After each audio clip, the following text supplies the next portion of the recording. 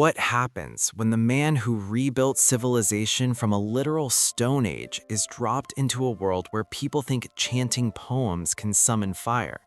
No status screens, no level-up sound effects, just one genius, 2 million years of human history in his head, and a world of miracles that are about to be thoroughly debunked. Welcome to the ultimate clash of civilizations.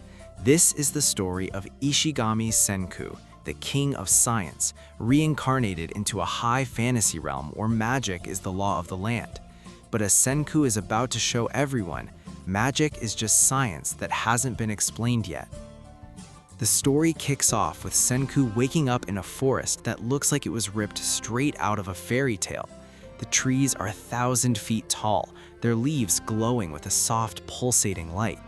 Any other protagonist would be looking for a mentor or a legendary sword, but Senku, he's already digging in the dirt. He realizes immediately that the soil is vibrating. He cracks his neck, a familiar smirk spreading across his face. Gravity is 9.8 meters per second squared. The air is rich in oxygen, almost too rich. And this mana people keep whispering about, it's not mystical energy. It's an ionized subatomic particle suspended in the atmosphere. Let's call it element M. This is exhilarating, 10 billion%. Senku doesn't waste time. While exploring the perimeter, he encounters his first monster, a massive windcutter cat. This beast moves so fast, it literally creates vacuum blades in the air. A normal person would be sliced to ribbons, but Senku doesn't run, he calculates. He notices the cat's fur is standing on end. It's using static electricity to manipulate the air. In a matter of minutes, Senku improvises a static grounder using copper-rich stones and vine fibers. When the cat leaps, its own electrical charge is sucked into the ground, causing its magic to short-circuit. The beast crashes into a tree, confused and powerless. "Sorry, big guy," Senku says, stepping over the predator. "Your magic dash is just an electrostatic discharge, and in the world of science, I'm the one who controls the circuit." But Senku's solo adventure is cut short. He finds a girl named Liana collapsed near a mineral deposit he was scouting. She's an adventurer, but she isn't wounded. She's dying from what the locals call soul drain. Her skin is pale and her veins are turning black. Senku takes one look and scoffs. "Soul drain? Don't be ridiculous. Your brain is just suffering from an electrolyte imbalance because you tried to manipulate too many particles without a proper energy source. Drink this." He forces a mixture of salt, sugar, and crushed medicinal herbs down her throat, a primitive sports drink. Within minutes, the curse is lifted.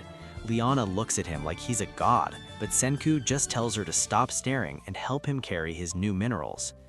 Liana leads him back to her village, and this is where the real fun begins. The village is a nightmare. Half the population is sick, and the local healers are just chanting prayers that do nothing. Senku realizes the problem instantly. The village is downstream from a massive mage academy, and those holy scholars have been dumping magical runoff, refined element M waste directly into the water supply. "This isn't a curse from the gods," Senku announces to the terrified villagers.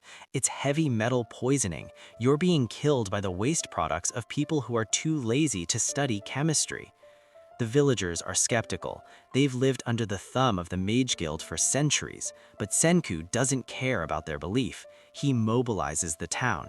He builds a massive filtration tower using charcoal, sand, and magnetic minerals. He creates the white stone of life, simple soap to stop the spread of infection.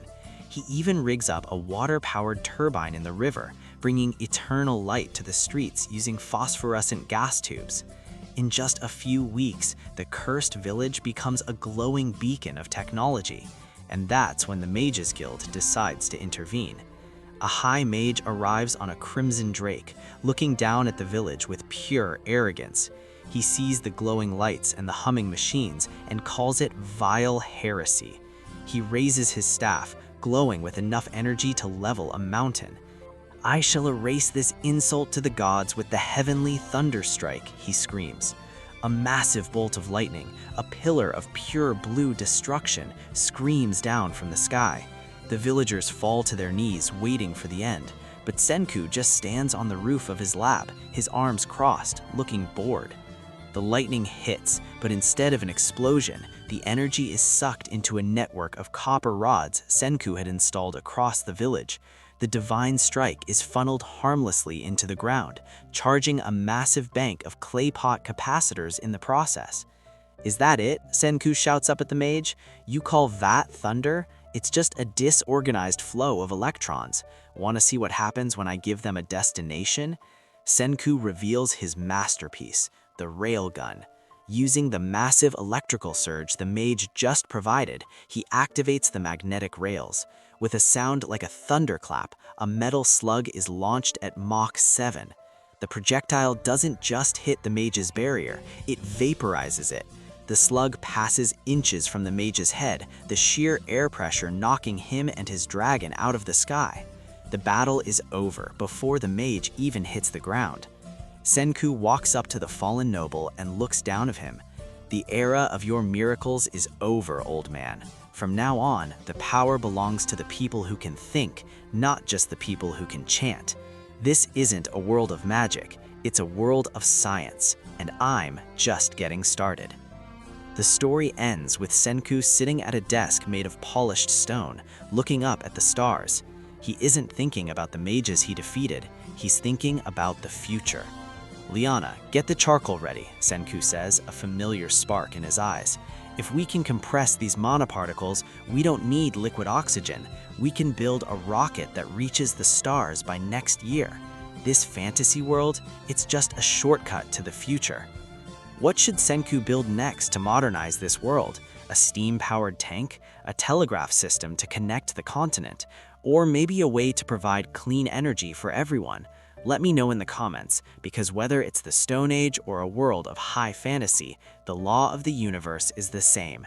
Science is the only true power. Thanks for watching, and stay smart.